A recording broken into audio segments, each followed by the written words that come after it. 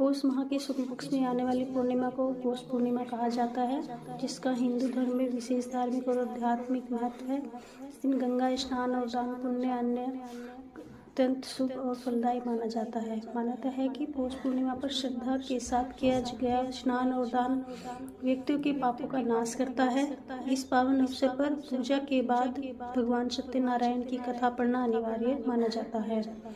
पौष पूर्णिमा की तिथि इस बार पंचांग के अनुसार वर्ष 2026 में पौष पूर्णिमा का व्रत 3 जनवरी को रखा जाएगा। इस दिन श्रद्धालु व्रत रखते हैं और विधि विधान से भगवान सत्यनारायण की पूजा करते हैं। सनातन धर्म में किसी भी व्रत या उपवास को कथा के बिना अधूरा माना जाता है, इसलिए पौष पूर्णिमा के दिन व्रत कथा का पाठ और श्रवण विशेष फल प्रदान करता है। गंगा स्नान और व्रत का पुण्यफल। धार्मिक मान्यताओं के अनुसार पौष पूर्णिमा के दिन किसी पवित्र तीर्थ स्थान पर स्नान करने से व्यक्ति पाप मुक्त होता है और उसे स्वर्गलोक की प्राप्ति होती है। यह दिन आत्मशुद्धि, दान और संयम का प्रतीक माना गया है, जिससे जीवन में सुख, शांति और समृद्धि आती है। पौष पूर्णिमा की कथा इस प्रकार है।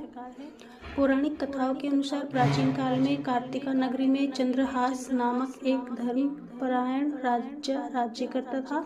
उसी नगर में घनेश्वर नाम का एक ब्राह्मण अपनी पत्नी के साथ रहता था। उसके पास धन धान्य की कोई कमी नहीं थी, लेकिन संतान न होने के कारण वह अत्यंत दुखी रहता था। एक बार नगर में एक योगी आए। उन्होंने घनेश्वर के घर को छोड़कर अन्य सभी घरों से भिक्षा ली और गंगा तट पर भोजन किया। कारण पूछने पर योगी ने बताया कि निसंतान व्यक्ति के घर का अन्न पतितों के अन्न के समान माना जाता है। यह सुनकर घनेश्वर व्यथित हुआ और संतान प्राप्ति का उपाय पूछा। योगी